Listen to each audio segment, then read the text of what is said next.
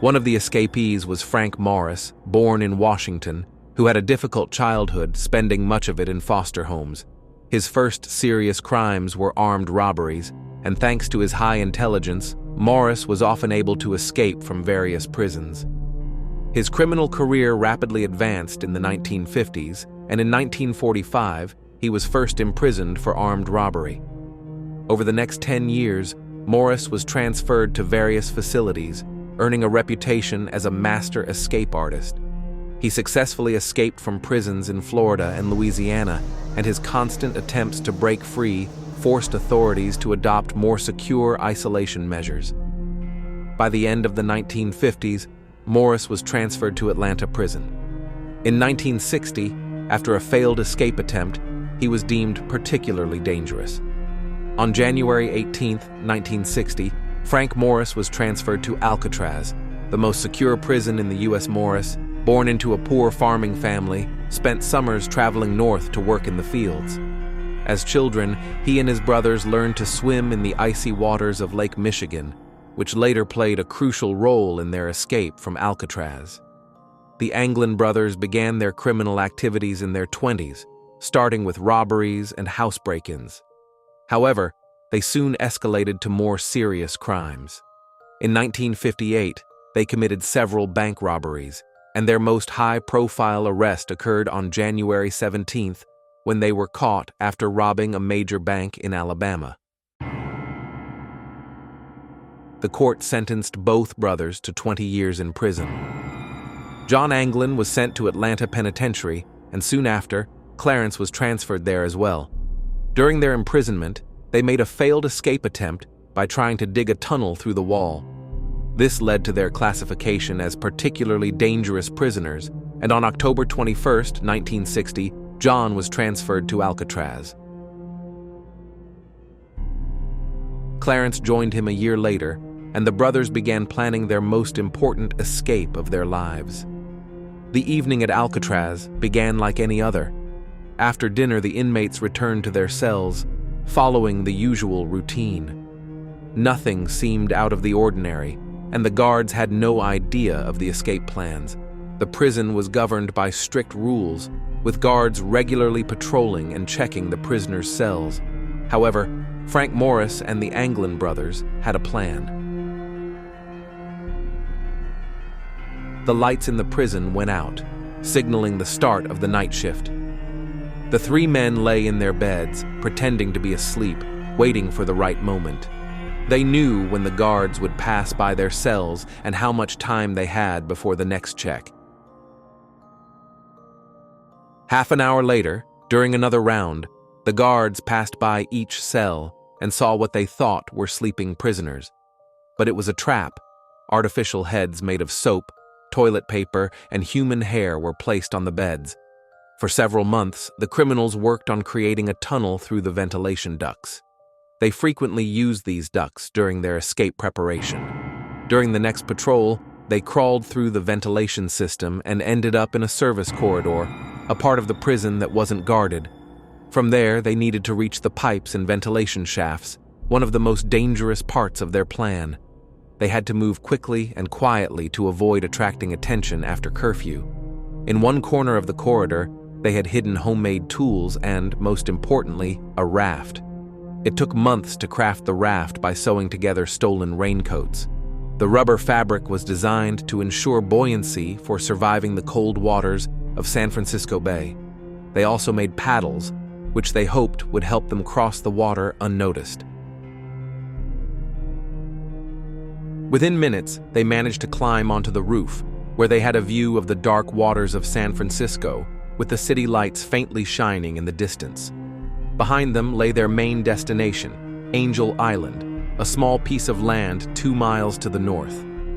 The fog that enveloped the island worked in their favor, as poor visibility and darkness made it harder to spot them.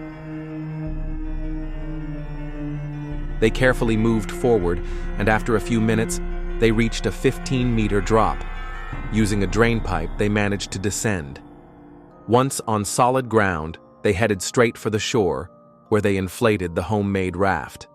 They wore life jackets made from the raincoats, which were their only chance of survival. By midnight, everything was ready. The criminals climbed into the raft and pushed off from the shore. The raft was unstable and fragile, so any wave could prove fatal. The waters of the bay became their final challenge. They had studied the tides and currents carefully, but the waves were growing higher and more dangerous. The escapees clung to the raft with all their might, trying to maintain balance and avoid falling into the water. They knew that if the raft capsized, their chances of survival would be slim. Early the next morning, the guards began their usual rounds. When they reached Frank Morris's and the Anglin brothers' cells, there was no response. Assuming they were still asleep, the guards entered the cells to check. Instead of the prisoners, they found the decoy heads. Chaos erupted in the prison as security officers immediately declared an alarm, and the building was locked down. All entrances were sealed, and the other inmates were forbidden from leaving their cells. The guards began a thorough search of Alcatraz. As news of the escape spread, prison officials quickly mobilized all available resources. The warden, Olin, together with the police, began looking for clues. Over the course of several hours, a full-scale search was organized, focusing on Alcatraz Island itself.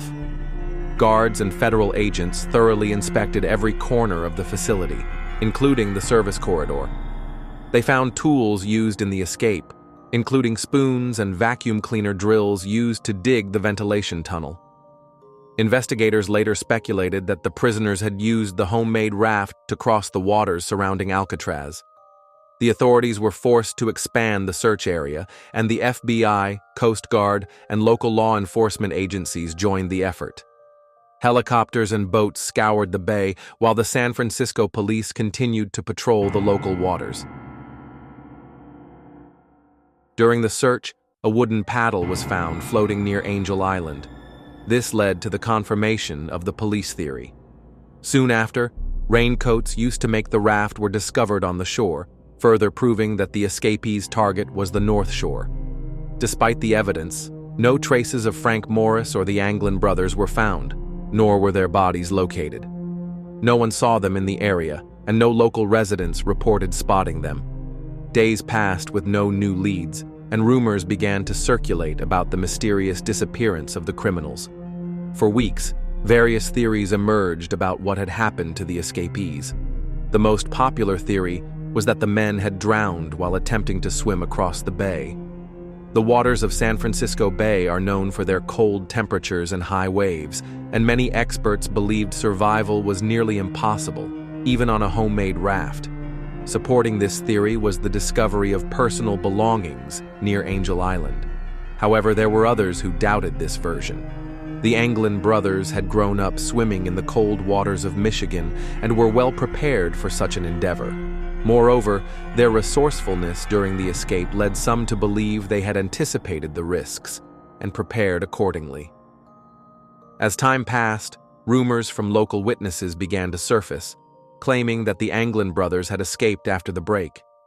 Some reported seeing John and Clarence in South America, living under false identities.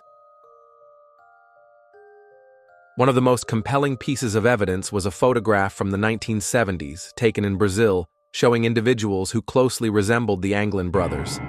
The photograph was presented by the criminal's family, who insisted that the men had survived and had been hiding ever since. The photo was analyzed by a facial recognition program, which found a 99% match. But the mystery didn't end there. In 2013, a letter was sent to the San Francisco Police Department, offering a new twist to the investigation. The letter, allegedly written by John Anglin, claimed that all three escapees had survived, but their paths had since diverged. Morris had died in 2008 and Clarence in 2011. The letter's author offered to surrender in exchange for assistance in treating his cancer.